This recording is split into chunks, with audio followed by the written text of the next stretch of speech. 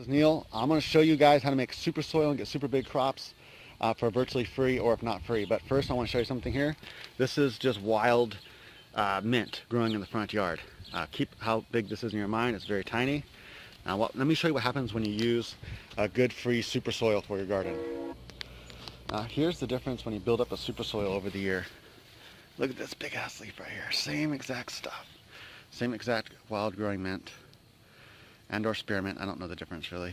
I just know it tastes more like mint to me. I made salsa out of it, and it's like an Indian salsa. It tastes really good anyway. Look at the tomato plant over there. Boom, growing good. Everything back here is growing good, even all the weeds and stuff, which I've been trying to keep up on, but they're growing like crazy, like never before. And so what's the trick? How do I get... This is without watering with any nutrients. I'm not giving them nothing. They're just wildly growing like this because I pre-built super soil. I mean, look at these leaves. Look at the difference in size compared to... These used to be the exact same size when I first moved here, before I started making my super soil, my free super soil. Well, for me it's free, but for some people it might cost a little bit of money. But anyway, it's pretty easy to make. The anticipation. How do I do it? Look at that leaf. How did I change wild growing mint to get so freaking big? This tomato plant, look at it. It's so healthy. It's so green. It's super big right now. It's going to get way bigger than this. And it just got started. When I bought this thing, it was tiny, like in a little 4-inch cup. A little tiny one, like maybe half a foot tall. And yeah, I planted it not even that long ago actually. I think less than a month ago. Anyway, so what I do, this is the trick, very easy. If you grow indoors like I do, and you get runoff, what I do is I have a flood tray that I use in my grow room, and I have runoff, so I water to waste. I use coco, usually 100% coco. Sometimes I put some perlite in there. This time I got some perlite in there, and I water with Flora Nova Bloom throughout the whole entire grow. Now, this next grow I'm actually going to try using Flora Nova Grow, whatever it's called. I think it's Grow. It does Bloom and Grow. You're supposed to use both of them, but I usually just use Bloom all throughout, use like a Lucas formula. But I'm going to try the Grow for during veg part and then switch over to Bloom to see if it makes any difference. Anyway, so I water throughout that, and what I do is I water it until I get runoff, and then all that runoff, I have the flood tray that all the in this case Walmart bags run right now, but usually I have pots. Just depends what I feel like growing in. And it's kind of tilted like that, and I tilt it up to an angle so all the water rushes to one end when I water, and then I have a 12-gallon back that I got at Walmart for like 80 bucks, something like that, a wet back, and I have that hose in there.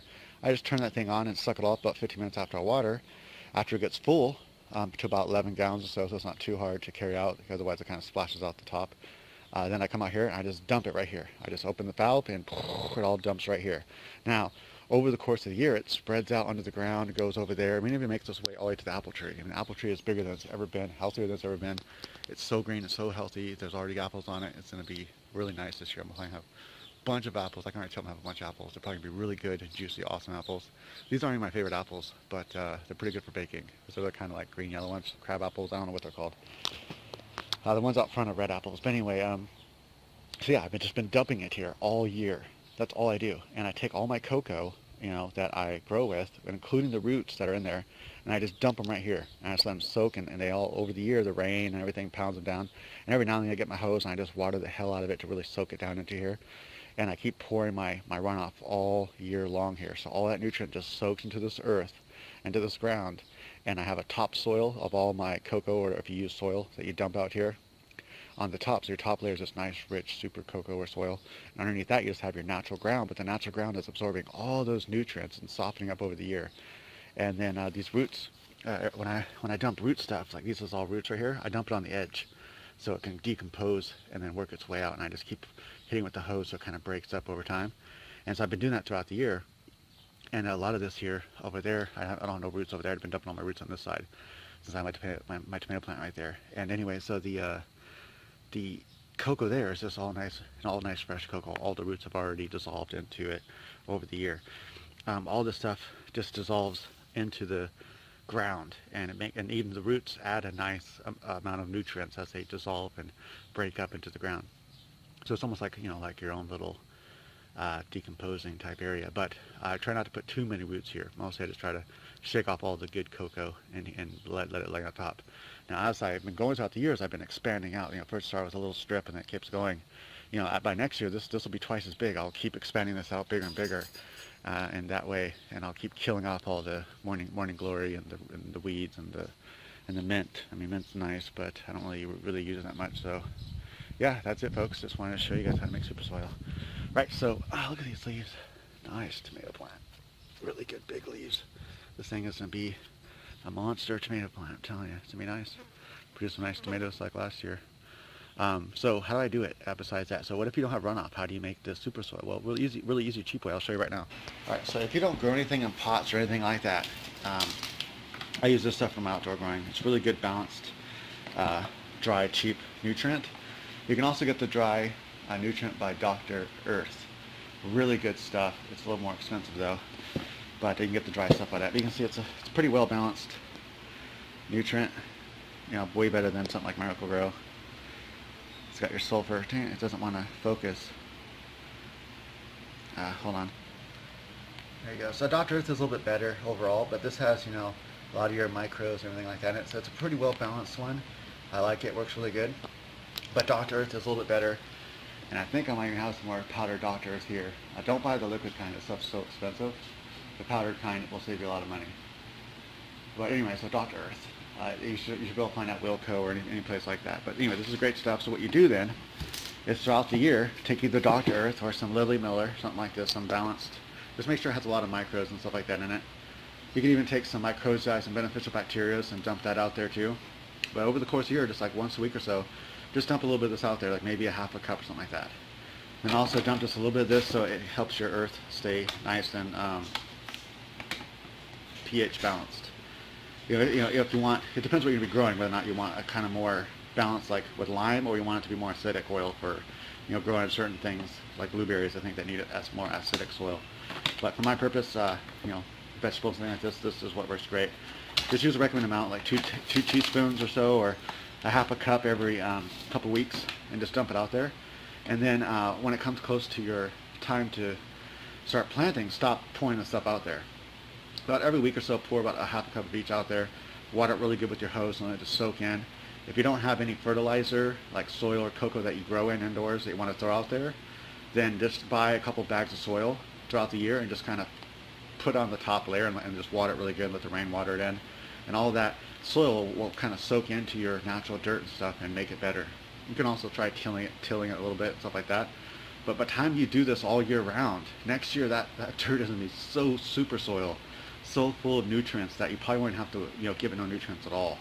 I'm going to give my tomato plant a little bit of this, maybe two tablespoons of this and 2 tablespoons of this on the top, and water it in, just in case it needs it. But I will also water it with runoff, so it's probably going to get all the nutrients it needs. But just in case, I just kind of fill stuff in, and you know, it shouldn't be too much. It looks pretty green, but you know, it's not going to hurt. I don't think it might. Maybe I'll do 1 and 1 of each just to be sure I don't over fertilize it. But yeah, so that's another way to make super soil. So yeah.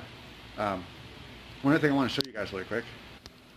So anyway, that's an easy way to make an awesome super soil garden. If you have like one of these little ponds like this, if you have one nearby or just have one in your front yard like I do, you can actually use this water to water your plants with, and it's got all kinds of nutrients in it, just from the algae and stuff like that. Just really good water to water with. And have your regular nutrients in your soil, but then water with this. Anyway, if you guys like rock crawling and things like that, RCs in general, I have another channel in which I have, it's game tips and RC tips. So it's both RC racing and crawling tips. I mainly do comp crawlers. That's motor and axle. It's like Berg type axle stuff. Also known as super crawlers. And this is a little course I'm working on back here. I'm building up as I get more rocks. I'm gonna make it bigger and bigger and taller and extend out further. So it's gonna be pretty cool. It's already pretty cool as it is. Fun to practice on. But I do some videos in different places. There's some really cool comp crawling places around here, and I show different lines and different techniques and how to do them with crawling. And also I'm going to be making videos on how to race, because I also race buggies. I race a YZ2 right now. I started out racing Losi, or the Losi 22, but I moved on to the YZ2 by Yokomo. Really like it a lot. I've also used the BM5. My girlfriend races the BM5 now by Team Associated. I also have a Kyosho RB6. That one's pretty cool. So yeah, but I really like the YZ2 a lot. I like the B5M a lot too. Both of them are really good cars. But anyway, I'll be showing some tips and tricks that I've learned over the course of racing and stuff. So yeah, stay tuned for that. And I also have game tips on how to get better at fighting games and how to play, how to get higher scores or higher on Bejeweled from, because we're just, you know, both me and girlfriend are really good avid gamers. And as you guys know, I have some teaching channels like my how to draw channel and I guess I'm a pretty good teacher, so also that extends out to anything I teach, whether it be rock crawling and growing marijuana, as you guys can see. I've seen him this kind of laid back, easy way of explaining things that helps people learn how to grow stuff good, and also how to draw good. In this case, also how to play video games better and how to crawl and race better. So check out that channel. I try to link to all my channels on my channel. Just go to the homepage to any channel of mine. In this case, my grow channel. Just click on it, and you'll see my other channels that are linked to them, my other feature channels that I link to. And yeah, so I also do walkthroughs and stuff like that. And based on requests, if someone wants to see some new game footage, walkthrough of it. Right now I'm doing Battlefield Hardlines, although I've only done episode 5 so far. But the video game stuff isn't catching on as fast, so I'm hoping that to get that channel to start catching up more. The RC stuff is doing okay. The videos there. Yeah, but anyway, so check that out if you guys are interested in that kind of stuff. And if you guys are interested in learning to draw, and you guys want to learn how to draw better, definitely check out my Learn to Draw channel. It's Learn to Draw is what it's called, and I'll link to it here too as well. I'm pretty sure. If not, I'll link to it soon. All right, thanks for watching, guys. Hopefully this is something cool, how to get your own super soil garden going. All right, thanks for watching.